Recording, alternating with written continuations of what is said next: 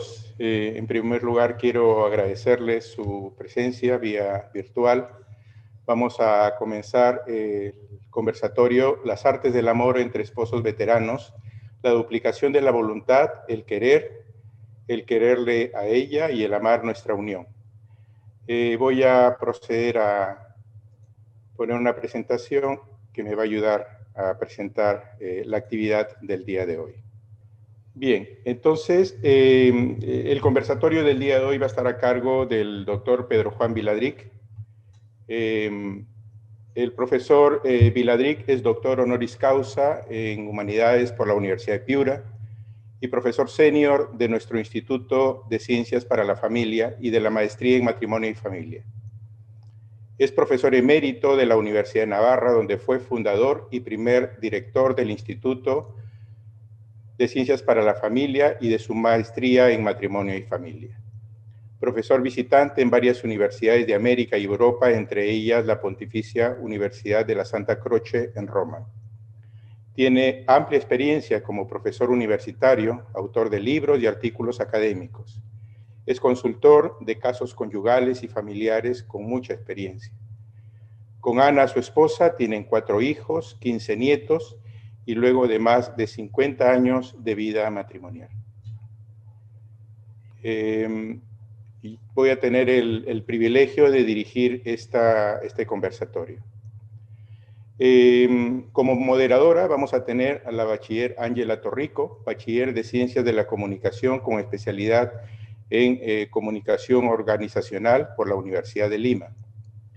Ella es egresada de la Maestría en Matrimonio y Familia de la Universidad de Piura. Ha desarrollado su tesis para optar el grado de maestra basada en la teoría de los territorios de la intimidad y sus contenidos donales. Este trabajo ha sido realizado con el doctor Pedro Juan Viladrich. Ángela es promotora cultural, ha realizado voluntariado en Singapur, Chile, Brasil. Esposa y madre de 2 hijos y tiene 22 años de casada. Muy bien. Entonces, ahora dejo con la palabra al profesor Pedro Juan Viladrich. Buenas tardes a todos los asistentes y buenos días en el horario de Perú. La sesión de esta tarde tiene como inspiración lo que ocurre en medicina, y es que el conocimiento de una enfermedad, su buen diagnóstico y su mejor tratamiento, ayuda a conocer mejor y a prevenir también el estado de salud. De manera que de un mal sacamos un bien. Siguiendo esta analogía, el fondo de la exposición de hoy se basa en la experiencia de consulta de casos que, como en todas partes del mundo, llegan a terapia o a consulta o a cualquier tipo de consejo cuando ya es casi o totalmente demasiado tarde. Sirvo, por lo tanto, esta dramática experiencia de muchas personas cuyo sufrimiento nos puede servir hoy para prevenir. De alguna manera, los que me estáis escuchando, como matrimonios veteranos, estáis en un tiempo en el que todavía estáis a tiempo. Bien. Cada caso, y el vuestro también, esté como esté, es un propio mundo. Está tan particularizado que su atención requiere un aterrizar en un aeropuerto muy concreto, que no es un aeropuerto general, solo es el de esta pareja o el de esta familia. Y en este sentido, hoy no vamos a tocar el origen inmediato de los conflictos, es decir, el incendio que está arrasando las hojas y las ramas más visibles de la copa. Ni tampoco, pongo por ejemplo, el que discutimos por todo y por nada, el que el resentimiento alcanza en un momento determinado tales temperaturas que solo con verla o solo con verle ya me pongo como en una situación de dermatitis, es decir, de alergia. No voy a tratar de estos temas, aunque los veremos en sus fondos. Tampoco de aquellas causas que son mediatas a este aparatoso incendio que está ocurriendo día tras día, es decir, hoy, que son causas que vienen de hace meses, quizá de algún año, y que provocan esos incendios que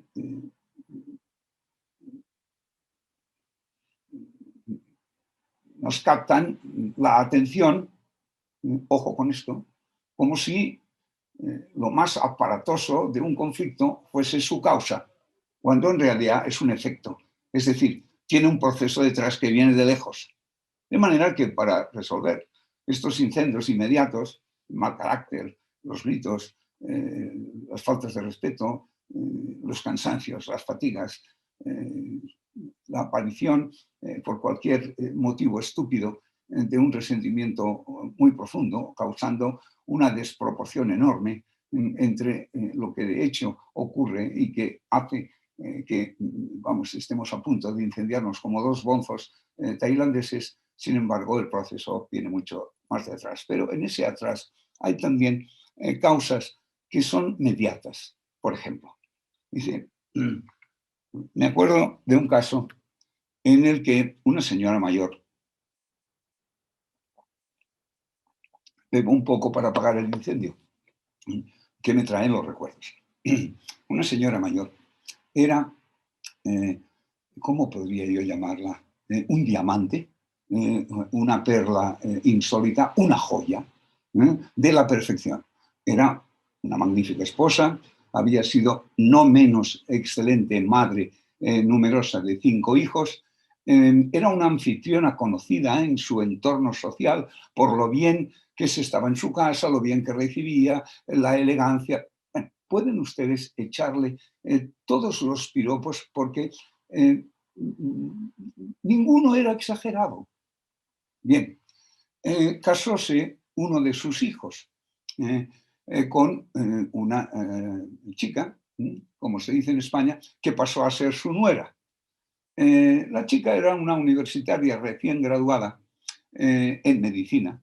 Le había costado notable esfuerzo y talento cursar esa carrera y lo había conseguido, dedicándole, por supuesto, la mayor parte de su tiempo. Pero no sabía freír un huevo frito, carecía de conocimientos culinarios y esa capacidad que tenía su suegra de ser pues fontanera, psicóloga, jardinera, electricista, es decir, los 500 oficios que sabe hacer una excelente ama de casa, ella no conocía otra cosa que la atención en traumatología, porque se había especializado en traumatología. Bueno, al poco tiempo, la pretensión tan bien intencionada de la suegra de ayudar, completar, estar presente, asistir, los enormes defectos y lagunas que tenía su nuera provocaron, como era de esperar, un conflicto entre la nuera y la suegra, porque la nuera se sentía interferida, asaltada, inundada, invadida, usurpada en su hogar recién fundado. Y eso conllevó tensiones entre el joven matrimonio, porque la nuera le dijo a su marido que o su madre o ella. Bien. Recibí a la famosa suegra, esa mujer ya mayor, experimentada y casi perfecta. Me relató una serie de hechos, de ocurridos, de eventos, poniéndome de relieve en esos hechos los defectos obvios objetivos de su nuera. Y por lo tanto, ¿cuánta razón tenía ella en intervenir para evitar esos errores y lagunas y suplirlas con su perfección? Bien, bien, bien, bien. Bien. Estas cosas ocurren con frecuencia sin necesidad de que la suegra o el suegro sean tan perfectos. Simplemente les cuesta mucho entender que hay ciclos de la vida en los que los veteranos no mandamos, sino que el ascendiente viene por la vía del consejo leve, como la brisa, y que cuanto más leve, aunque activo, porque estamos pendientes, pero sin que se note, y sin interferir, y sin intervenir, y sin presentarse. Cuando entendemos eso, las relaciones con las nuevas familias, independientes de nuestros hijos casados, que ya son casados y muchas veces padres, fluyen fácilmente, pero las presencias activas son errores, pese a que la ocasión tiene un defecto y la suegra interviene con una perfección, es decir, con un acierto. ¿Por qué? Porque los jóvenes que fundan sus propias familias tienen derecho a su autonomía, a sus errores y a aprender viviendo sus vidas sin convertirse en alumnos, discípulos, bajo la vara de la suegra perfecta. Así pues, la perfección era una imperfección. Estas causas, hay miles, una mala racha económica, una enfermedad, son cosas más remotas que el incendio inmediato, que la discusión de hoy, pero que están presentes en ese desgaste. Bien, no voy a tratar, como digo, de cada uno de estos casos. Es un mundo cada caso y sería imposible, no en media hora, sino en 2 o 3 siglos. A cada caso hay que atenderle en su singularidad. Pero los casos tienen estas capas de desgaste. Un incendio inmediato, que es lo primero que ve y lo primero que te cuentan. Un acelerador de ese incendio, que es una causa un poco más anterior, que entra en el proceso, como por ejemplo, he puesto en este caso, un error grave en la experiencia inexperta de una suegra como mujer y madre perfecta, pero como suegra un desastre, obviamente. Bien, y luego están las causas profundas, que son de las que trataré hoy. ¿Por qué? Porque si lograse prevenirles acerca de su efecto terrorífico si se descuidan y de su efecto absolutamente milagroso y saludable si se comprenden y se aplican inmediatamente. Pero son causas muy de fondo. ¿Por qué son causas muy de fondo?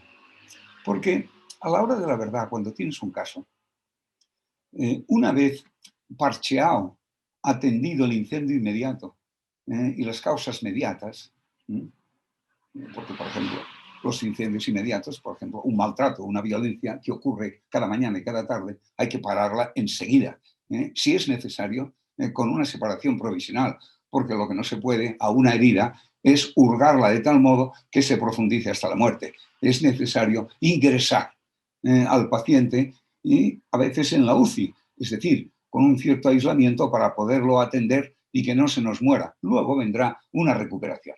Pues bien, en el campo de la recuperación, en todo caso, se pueden advertir la crisis de los pilares que ahora voy a mencionar y que sirva identificar las raíces del árbol, ahí donde nace el mal, que luego prospera a través del tronco y hace que las ramas se sequen y las hojas caigan, que es lo que más vemos, porque la raíz está siempre enterrada y está oculta a la mirada, pero es de donde brota todo. Bien, pues en estas raíces, que es de las que nos vamos a ocupar, mi consejo para las personas que tienen la prueba de paciencia, incluso la desgracia de oírme, lo que les ruego es una reflexión singular, secreta, discreta, silenciosa, un ponerse sin que nadie lo sepa ante el espejo de sí mismos, y reflexionar en qué medida lo que oigan puede aterrizar para mejorar, para prevenir, para estar a tiempo en sus casos concretos. Bien.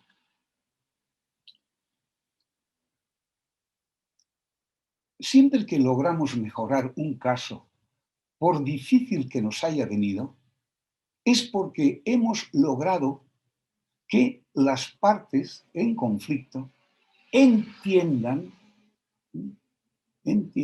y se apliquen lo que voy a exponer. Primero, la gran metamorfosis. La gran metamorfosis es una transición de la que hablamos en la primera parte de estos webinars, es decir, el sábado hace 15 días, en la que uno, para madurar, para ser no un veterano del matrimonio en el sentido de viejo acumulador de hojas de calendario, sino uno que se está haciendo persona mayor, más profunda. Pues bien, el primer elemento a considerar es la gran metamorfosis. Uno debe preguntarse a sí mismo, ¿en qué dosis de transición, de cambio, de evolución está? Desde la predilección hacia sí mismo, yo soy lo más importante, hacia la predilección por sus amados, su hombre, su mujer, sus hijos, sus ascendientes, sus amigos, sus colegas, es decir, hacia el otro, por decirlo con un término abstracto y genérico, pero empezando con que los primeros otros son mis íntimos, es decir, mi hombre o mi mujer y mis hijos. Luego vienen los hermanos, los abuelos y nietos. Pregúntense este asunto, porque si no hay una dosis de transición, y cuanto más alta mejor, hacia tener por predilectos a los demás, y si uno está todavía girando sobre sí mismo y viendo a los demás como instrumentos o medios de la obtención del propio provecho, de la propia intención, de mi voluntad, de lo que yo quiero, está usted con una raíz peligrosísima que a lo largo de los años de matrimonio, probablemente desde el principio, está causando trastornos importantes en la zona media de las causas y en la zona inmediata de las causas, que es el día a día. Si nuestra suegra, por seguir con el ejemplo tan fácil,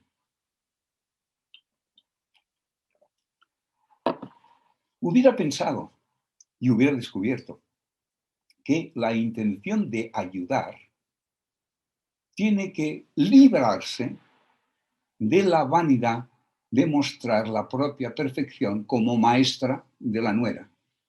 Y la intención de ayudar hubiera sido mucho más discreta, silenciosa y secreta, esperando la iniciativa de la nuera de decir, madre, ¿por qué no me echa una mano? ¿O cómo se hace esto? Y después de una cierta insistencia, para no humillarla, decirle, pues si quieres te lo enseño. A veces, la buena intención, dado que todos somos pasta gansa, o por decirlo en términos teológicos, pecadores redomados, a veces las buenas intenciones ocultan sorprendentemente el orgullo y la vanidad de la propia superioridad. Uno se considera superior. Y en el momento en que te consideras superior en las relaciones íntimas, les has metido un cáncer. Porque el otro pasa a ser, desde tu punto de vista, inferior. Y el inferior tiene como papel el someterse. Y el superior tiene como papel el dominar. Y esto no es el universo del amor, sino el mundo del poder, donde hay amos y vasallos, señores y criados, amos y siervos. Nos hemos ido entonces del mundo del amor.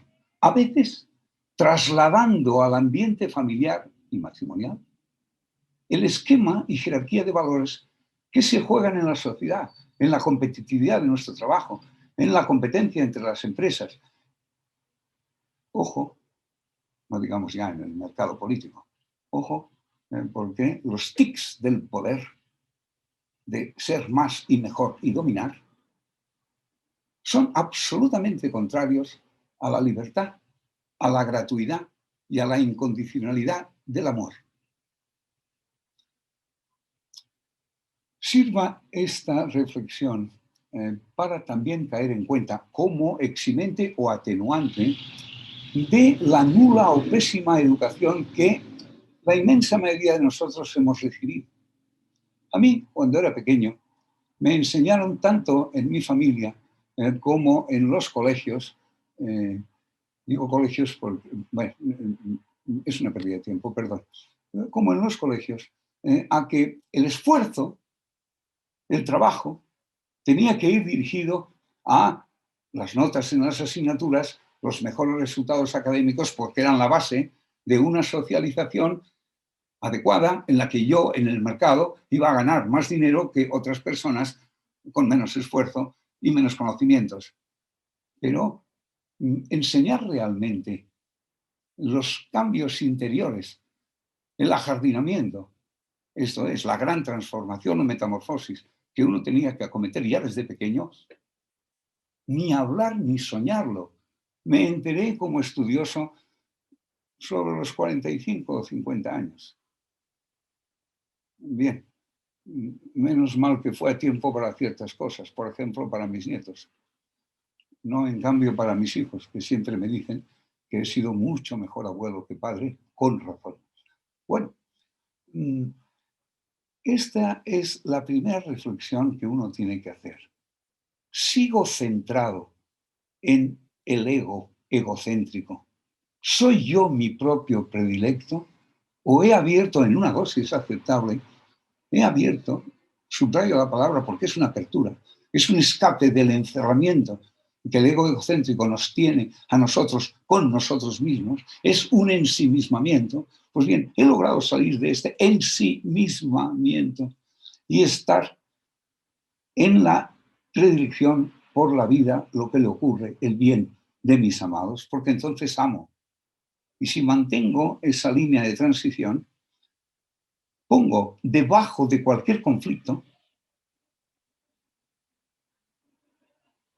una raíz de gran capacidad medicinal, de gran capacidad sanadora y de gran capacidad de prevención, porque el que está pendiente, como más importantes, de su esposa, de su marido, de sus hijos, previene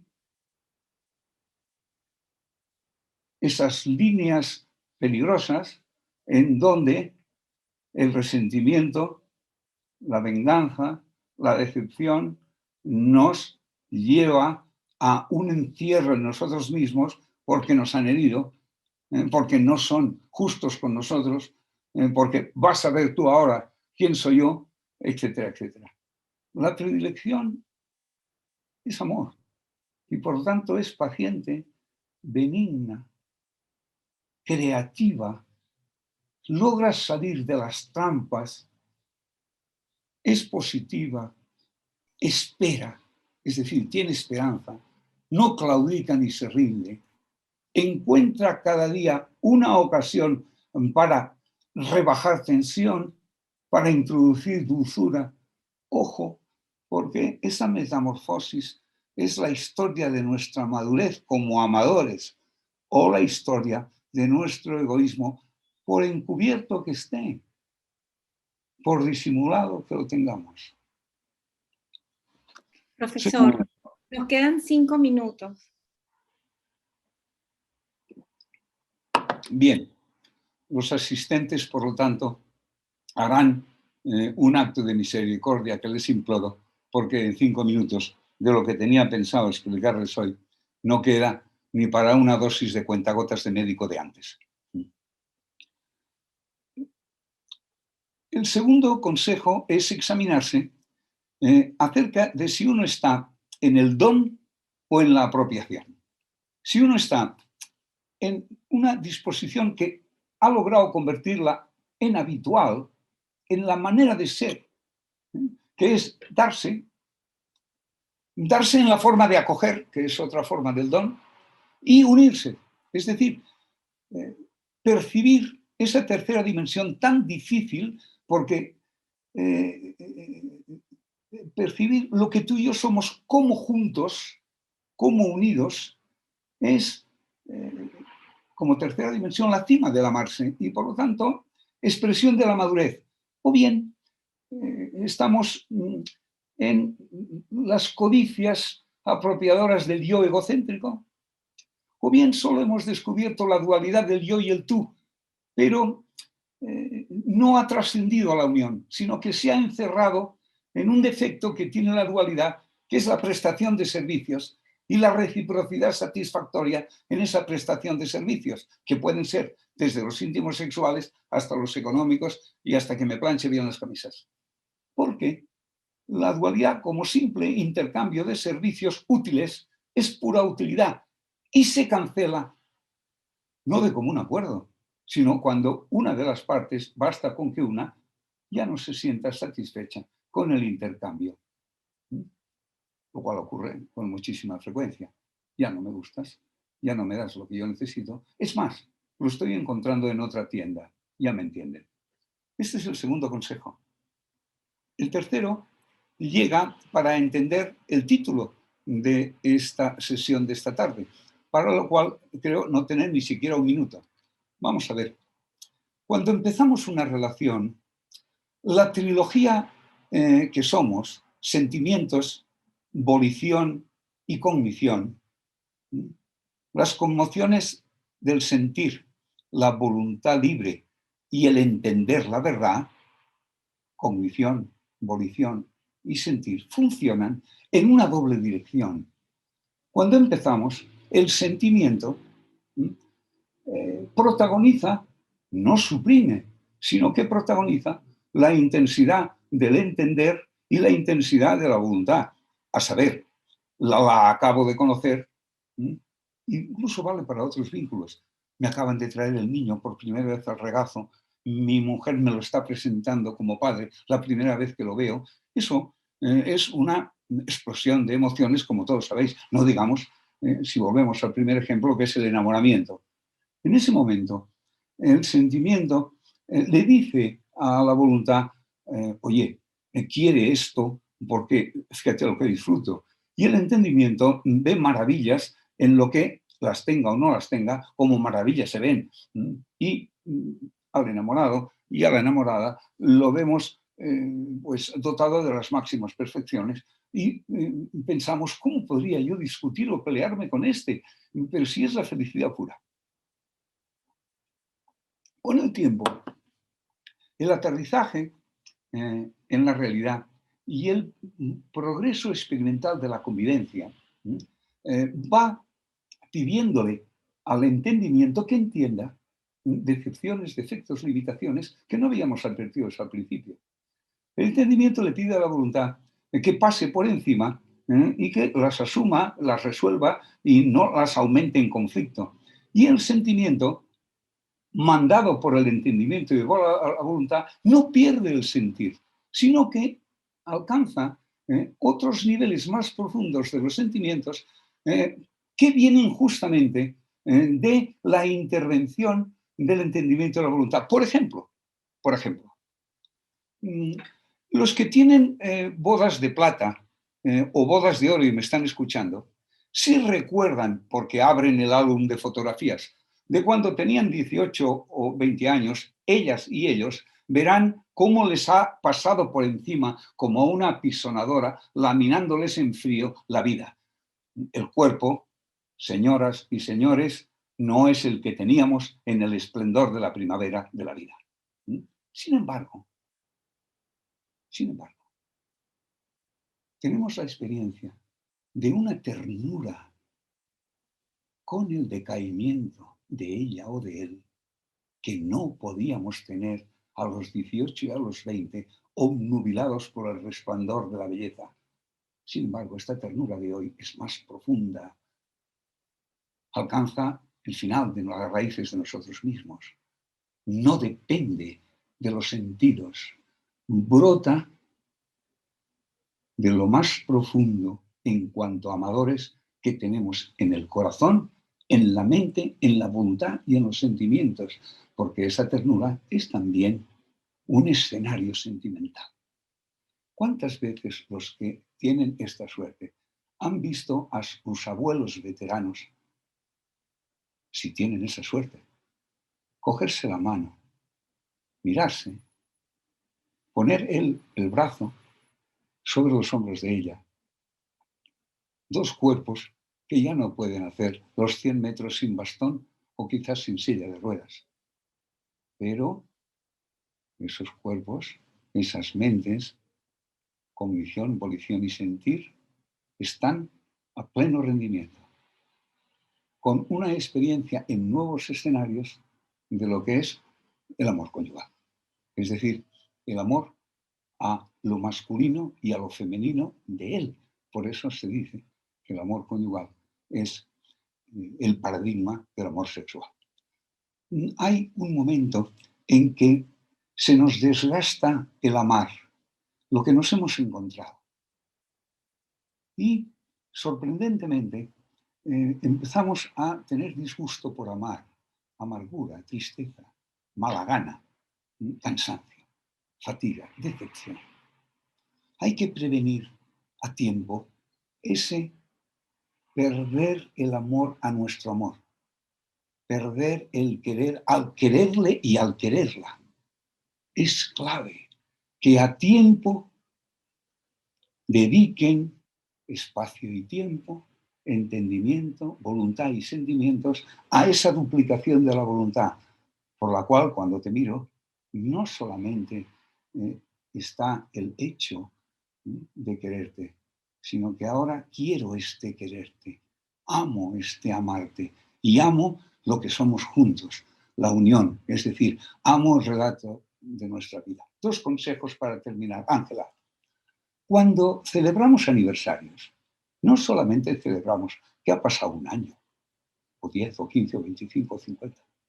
En cada aniversario, en lo profundo de lo que celebramos, hay una llamada a decir, hoy 25 de marzo, hoy lo que celebro, lo que me alegra, lo que compartimos como gozo es que queremos querernos. Eso es lo que celebramos, porque querernos ya lo sabíamos. Pero querernos es lo que celebramos otro año más, un año más. Somos mejores amadores. Ojo con los aniversarios, que los celebramos como fiestas sin fondo, cuando son momentos en donde en el espacio y tiempo concreto de una fecha se produce la ocasión de ser conscientes y reafirmar el amo amarte. Te traigo estas flores porque amo amarte. Te doy las gracias, te miro con una sonrisa, te aprieto la nuca con ternura, porque no solamente te amo, es que amo amarte. Quiero amar nuestra unión. Y eso es conjunto, compartido, no solamente de uno a solas. Muchas gracias, profesor, por su magnífica intervención. Tenemos varias preguntas de los participantes. La verdad que voy a tratar de concentrar en varias inquietudes de los participantes.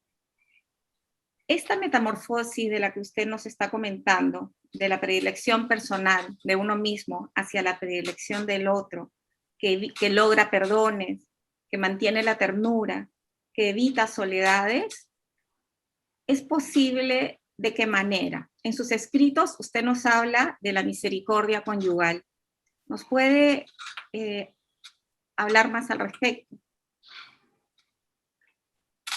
La misericordia es aquella conmoción del corazón que expresa distintos sentimientos muy peculiares, como son la calidez, la ternura, la comprensión, la paciencia, etc. Es un conjunto de flores a que da lugar la misericordia, que es una conmoción del corazón en cuya virtud las limitaciones, los defectos, las caídas del otro me producen ese conjunto de sentimientos, entre otros la ternura, pero me llevan a una cercanía y a levantarle, a darle la mano y a subirle. Lo contrario de la misericordia es la frialdad, la falta de piedad, el resentimiento, en otras palabras, la condena. Cuando lo ves caído, caído porque se ha caído, es decir, porque tiene defectos y limitaciones. Entonces le aplastas, aprovechas para ponerle la bota encima para subrayar los defectos. Bien, eso es lo contrario de la misericordia. El corazón no se apiada, no es misericordioso, no es cálido, no es tierno, sobre todo no se acerca y levanta. La misericordia levanta. El egoísmo nos encorva sobre los pies. Y nuestra mirada no ve otra cosa que el palmo cuadrado que ocupan nuestros pies. La misericordia hace que tengamos los pies en el suelo, porque vemos con realismo la pasta gansa de la que estamos hechos todos. Pero la mirada no está centrada en los pies como el encorvado. La mirada mira al futuro, tiene esperanza, mira hacia adelante, sin fin, espera, tiene confianza en que mañana puede ser mejor que hoy, en que esto lo podemos sanar.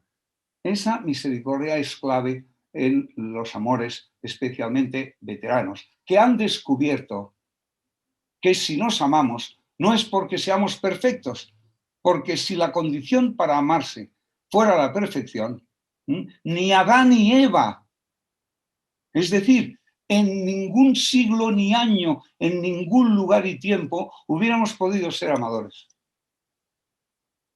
Excelente, profesor. Muchas gracias. Aquí tenemos otra pregunta. ¿Se puede dejar al azar, a la casualidad o a la coincidencia la unión de amor? ¿O se trata de una conquista de cada día y, por qué no decirlo, ardua? El azar como es aleatorio, es decir, como es ciego y no tiene un origen personal, no hay un entendimiento, una voluntad y unos sentimientos en el azar, no puede traer nada que no sea también aleatorio, caótico, inestable, etcétera, etcétera. Por lo tanto, el avance, es decir, tanto la fundación como la conservación, como el crecer, como el sanar y restaurar requieren una posición consciente, esforzada, porque a veces cuesta. ¿Por qué cuesta? Porque hay que abnegarse. Es decir, hay que decirle al ego, ponte en un rincón. Lo nuestro, como unión, ella o él, me son más importantes que el satisfacerme a mí mismo y que el estar llorándome a mí mismo o el estar absolutamente centrado sobre mí mismo. El azar, ¿ustedes dejan su fortuna al azar? ¿Dejan su trabajo profesional al azar? ¿Dejan el orden de su casa, el que haya electricidad, agua corriente, el jardín?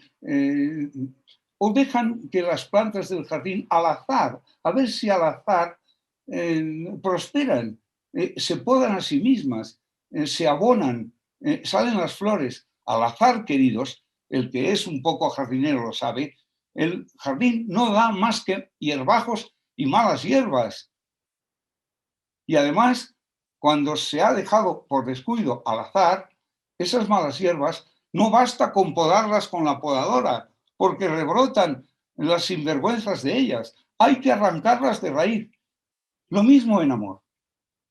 Si nos importa el relato o historia de nuestro amor, entonces hay que escribirlo con cuidado. Y no basta con uno, es necesario compartir la escritura. Es decir, hacerlo juntos, que no significa hacerlo clonados, los dos lo mismo, sino compartirlo como unidos. Porque la unión no es la uniformidad. No es la uniformidad. Es la colaboración en una unidad de intención y de proyecto de ambos. Porque ambos siempre somos distintos. Jamás la igualdad y la coincidencia han sido aquello por lo que nos amamos. Nos amamos porque queremos. Nos amamos porque queremos. Y cuando afloja ese querer, el amor afloja. Por eso hay que ayudarse el uno al otro a querer quererse y no convertirse uno en un infierno para el otro, comportándose de manera que haya que soportarme. Porque normalmente la persona a la que hay que soportar jamás soporta a los otros. Solo hay que soportarla a ella. El trabajo es conjunto, pero el trabajo conjunto es fascinante cuando ambos descubren la complicidad de hacerlo y los espacios y tiempos del día donde viven esa complicidad, que es una complicidad de ternura, es un guiño, es un meterse en el baño y decir, jolín, santo Dios, qué pesada está tu madre. Pues tiene razón, pero al salir, no se le dice pesada y se le sonríe. Se le sonríe porque es una decisión conjunta.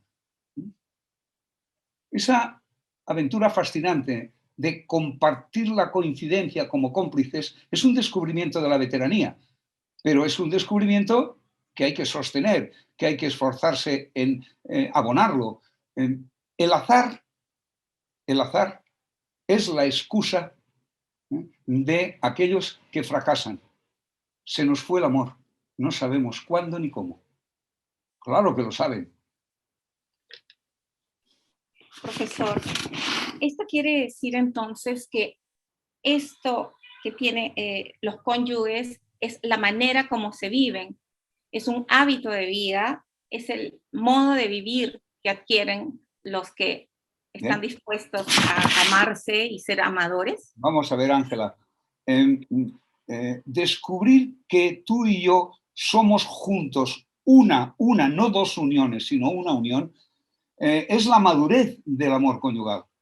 Pero es una madurez, es decir, se adquiere con ganas de descubrirlo y con ganas de vivirlo, y cuando se captan pequeñas dosis de que ya lo tenemos, es necesario estar por su sanación y por curar las fricciones y heridas que cada día la ponen en peligro. Es así como se vive el ser unión. No se tiene un producto tan acabado como cuando compramos un coche o una nevera. Es una dinámica constante, donde cabe, por lo tanto, si hay descuidos, regresar hacia atrás o perder lo adquirido.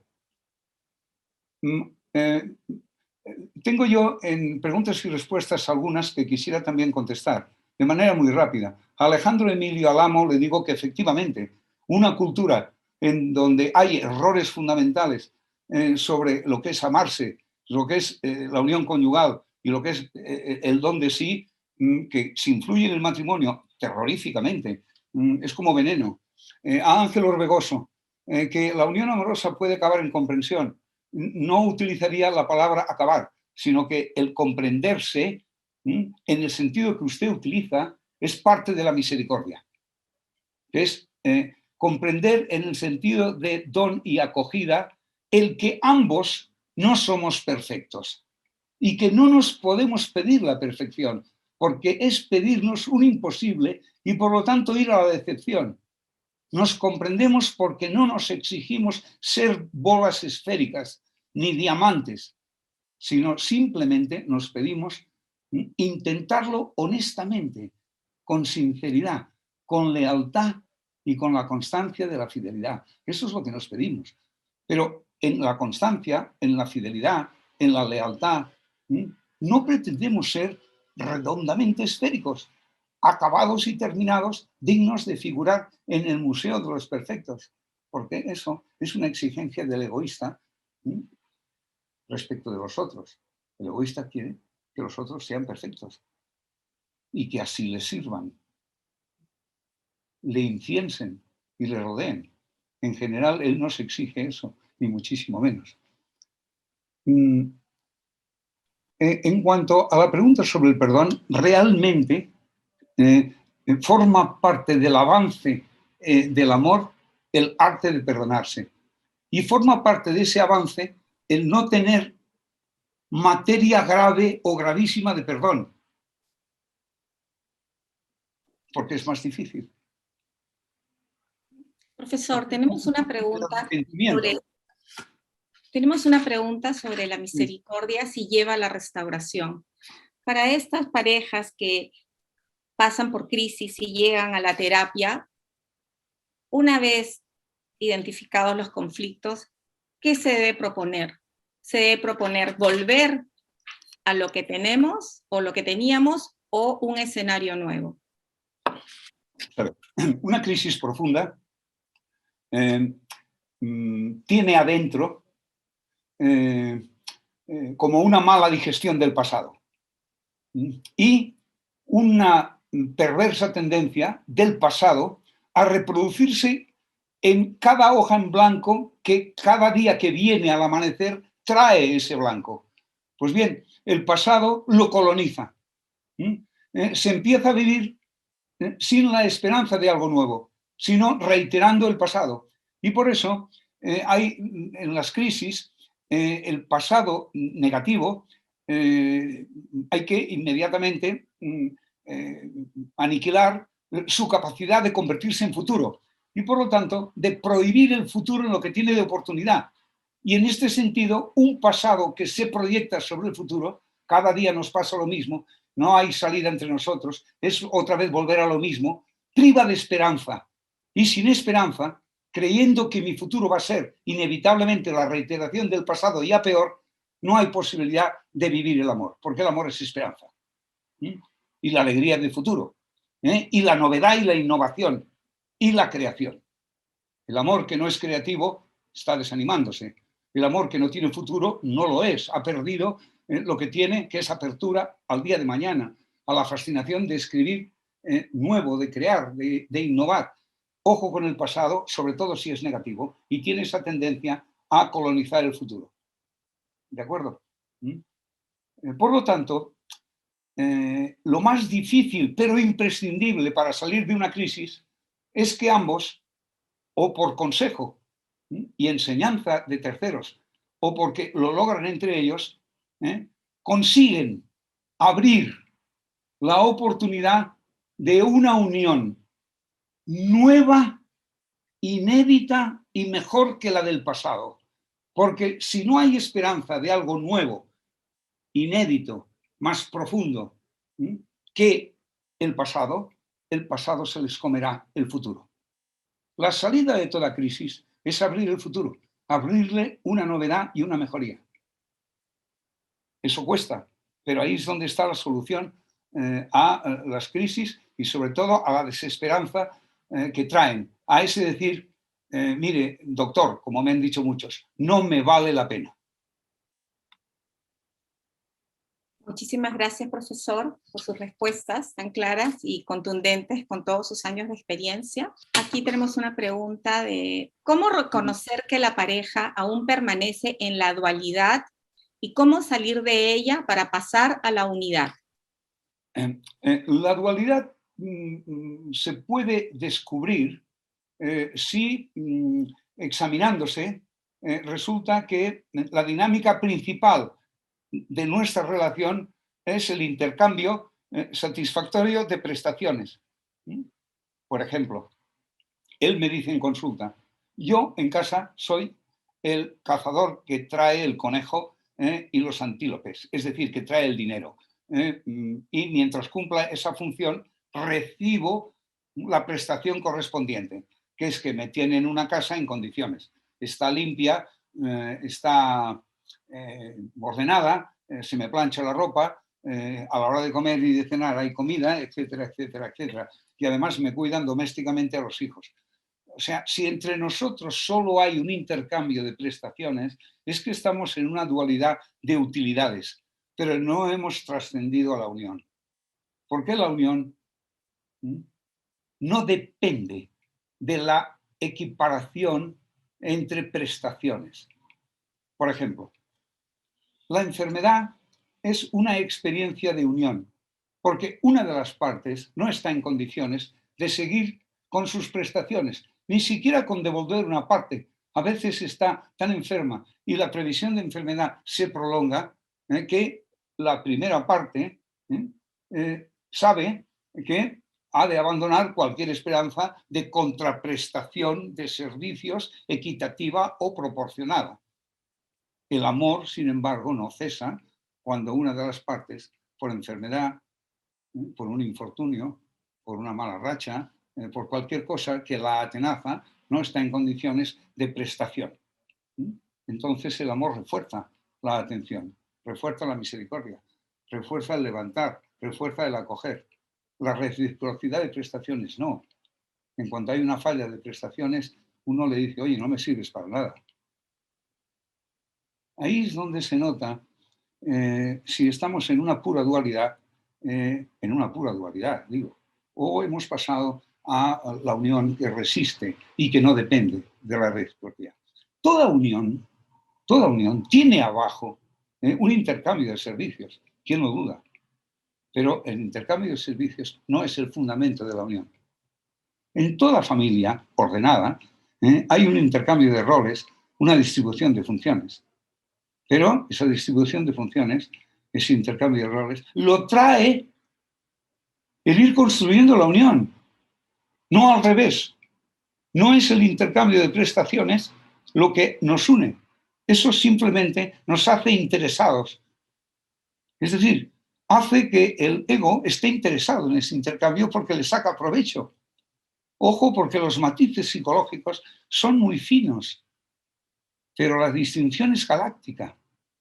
Y acostumbrarnos al examen de conciencia como amadores es algo que no se nos ha enseñado. Sin cambio, somos especialistas en la queja, pero no en el examen de si somos don, acogida y unión, cada uno discretamente, en algún momento del día, teniendo esa lucidez en los actos corrientes del convivir, al sentarse a desayunar. Es muy diferente sonreír que no sonreír. Abnegar el dolor de cabeza o el mal despertar, porque uno despierta con la tensión muy baja o le cuesta ponerse en marcha y decir, bueno, yo no tengo nada que hacer conmigo. Hombre, un momento, claro que tiene usted que hacer conmigo si quiere usted ser amador. Es decir, conviértase en don, no solamente en un tipo que está sumergido en lo que le pasa a él o a ella. El elogio, el agradecimiento. A veces no nos damos cuenta del poderío que tiene elogiarle o elogiarla, agradecerle o agradecerla, cosas, detalles, que motivan al mismo tiempo a hacerlos de nuevo por parte del elogiado o agradecido. Estamos muy propensos a criticar, caramba, esto está fatal, esto se te ha quemado, madre mía, pero ¿cómo sales así? Es que ni siquiera te has arreglado. Y yo venía con unos amigos. Es decir, la crítica, vamos, parecemos maestros ya desde el nacimiento en poner verde al prójimo, pero no en elogiar y en agradecer. Y sin embargo, la fluidez de la unión depende de hacernos amoroso el amarnos. Hacer amoroso, alegre, grato, divertido, agradecido, elogioso el amarnos. Porque querer el querernos o amar el amarnos, el primer amor, la duplicación de la voluntad, trae esas virtudes. El que quiere amar a su amor, elogia, agradece, sonríe, se divierte, inventa, sorprende, etc. Y a eso hay que corresponder. El elogiado tiene que elogiar. El agradecido tiene que corresponder agradeciendo. Nos compartimos haciendo que fructifique lo bueno que nos damos y podando lo malo que hacemos. Y esto, cuando se hace con sentido del humor, sin dramatizar, resulta una complicidad fascinante, porque te ríes con los defectos, porque sabes que se van a retirar inmediatamente, que uno no va a quedarse tercamente y soberbiamente empecinado en ellos, porque lo que yo hago por hacerlo yo es excelente.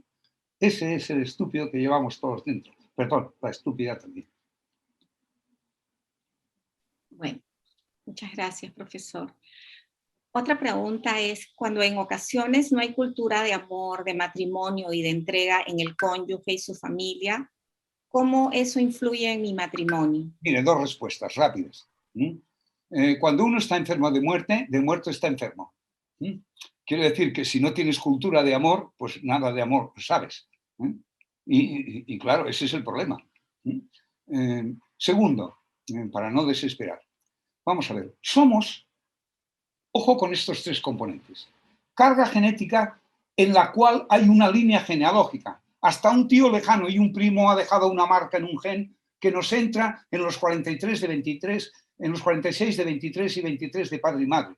Somos esa carga genética. No venimos del vacío. Venimos con un legado. Dos, somos también lo que nos hacen. Es decir, nuestro entorno parental, familiar, educacional, porque eso, en la infancia y en la adolescencia, en donde nuestro cerebro se está formando, conforma las redes neurológicas, es decir, conforma nuestro propio cuerpo y la información instrumental que el cerebro ofrece a la mente de la persona. Se forma ahí para toda la vida. Por lo tanto, somos también entorno. Pero, y voy a la pregunta, ¿qué me pasa si tengo una familia que es un desastre? Bien, genética y entorno no son nuestros dictadores. No estamos fatal, definitiva y completamente sumergidos en la genética y en el entorno. Somos también nuestras decisiones biográficas personales y por lo tanto nuestra capacidad de reacción frente a la dotación genética y la influencia del entorno. Pero cuando tienes un entorno venenoso y una genética, en fin, no muy afortunada, pues la reacción personal cuesta más. Pero es posible, y no solamente posible, es el escenario donde tú abres tu propia libertad y tu propia manera de ser la propia. Por ejemplo, los niños que no han conocido a sus padres y que han sido abandonados en un orfanato. Un orfanato que puede ser una experiencia terrible de no buen trato, no quisiera decir ahora maltrato, pero lo estoy insinuando porque así ocurre, y al final te adoptan a los 8 años. Y has tenido una genética en donde tu madre era una alcohólica y por lo tanto con el síndrome de alcoholismo fetal. Así pues, con una dotación en donde el gobierno de tu afectividad te va a ser muy difícil, porque viene genéticamente desordenado. Más un entorno desde 1 a 8 años terrible. ¿Cuántas de estas personas convierten sus carencias en los anhelos que construyen? Porque saben lo que les ha faltado y son magníficos padres y maridos. Otros, en cambio, son anegados por estos componentes porque fracasan en la reacción biográfica. Pero nuestros componentes, por malos que sean, son compañías nefastas, pero no dictadores, no son dueños. El dueño sigue siendo nosotros si se nos descubre que así somos. Bien, profesor. Tenemos una pregunta más, de ir terminando, que es un consejo que nos pide una participante de ser posible. ¿Cómo animar a quien se siente solo en la pareja? Que se siente que ya no la aman y por eso está desanimada para seguir haciéndose don. Sobre la pizarra, en el consejo teórico, cuando estamos solos, se nos acompaña por parte de otro. Por lo tanto, es el otro o la otra la que tiene que darle el remedio a su soledad. Porque uno no es la compañía de sí mismo. Por eso, cuando está a solas consigo mismo, se siente solo en vez de acompañado. Ahora bien, ¿cómo calentar, cómo hacer consciente o cómo animar al que nos debe compañía para que sea compañía para nosotros? Pues hay que recurrir a muchos trucos.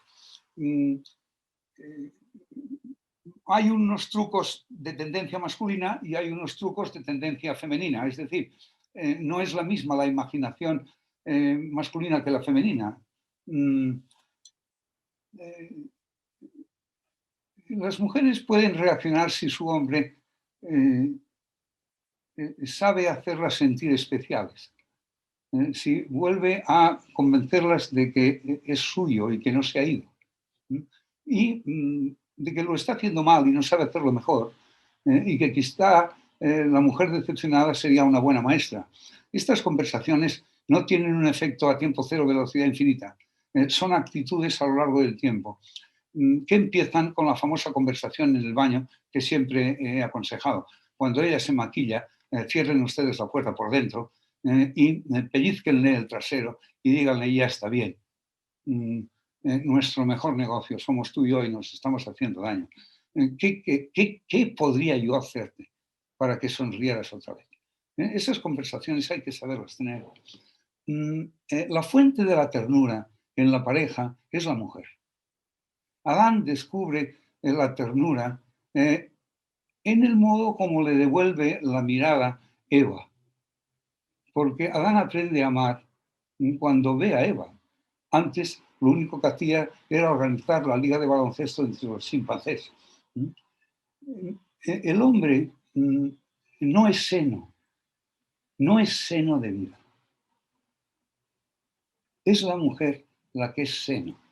No solamente en la maternidad física, sino siempre. Es seno de humanidad. Y por lo tanto, de aquello por lo cual la humanidad, de varones y de mujeres, es amadora. En este sentido, es seno de la comprensión, de la ternura, de la incondicionalidad. Lo empieza a vivir clarísimamente cuando se enamora y cuando es madre. Porque incluso antes de que le depositen al bebé sobre el regazo, cuando lo siente vivo en su interior, en su seno, ya lo ama incondicionalmente, sin saber siquiera si será ya no feo o guapo, ya no sano o enfermo, sino un sinvergüenza que mejor no hubiera nacido, porque los sinvergüenzas tienen madre y las madres lo son de ellos. Bien, la mujer tiene por lo tanto muchos trucos para recalentar la ternura, la misericordia, el volverse a encontrar. No ocurre solo una noche que te encierres en el baño, pero si por casualidad tu pareja te viene en un momento de intimidad, que normalmente es la noche, y parece que te pide reencontrarte, no aproveches ese momento para los reproches, para la justicia que no se cumplió y que ahora es el momento, ahora verá lo que tengo yo de resentimiento con él. Hay que saber aprovechar los tiempos. Es tiempo de encontrarse. Encontrémonos. Es decir, aquí me tienes, si es que me buscas. Pero no me vas a tener rencorosa o vengativa. Me vas a tener esperanzada si es que tú también estás honestamente en la operación. Excelente, profesor. Bien, muchas gracias. El problema es darse confianza. En las crisis hemos perdido la confianza en el otro. No le creemos. Darse confianza, darse otra vez fe el uno al otro, ayuda mucho a abrir el futuro, nuevo y mejor. Abrirlo, porque la crisis lo ha cerrado. Muchas gracias, Pedro Juan. Muchas gracias, Ángela. En nombre del Instituto de Ciencias para la Familia, quiero agradecer a todos los que el día de hoy se han conectado. Les animamos a permanecer en contacto con todas las actividades del Instituto de Ciencias para la Familia y también les animamos a valorar esta oferta académica que con mucho esfuerzo la Universidad de Piura pone a su disposición, que es la Maestría en Matrimonio y Familia. Ángel, les voy a ceder unas breves palabras a Ángela y finalmente a Pedro Juan para que se puedan pedirle despedir. Disculpas antes de que hable Ángela, porque sin darme cuenta, en España se ha hecho de noche. No encendí ninguna luz en mi despacho y veo que tengo apariencia de vampiro salido del ataúd. Se ve perfectamente, Pedro Juan, no te preocupes. Ángela, adelante.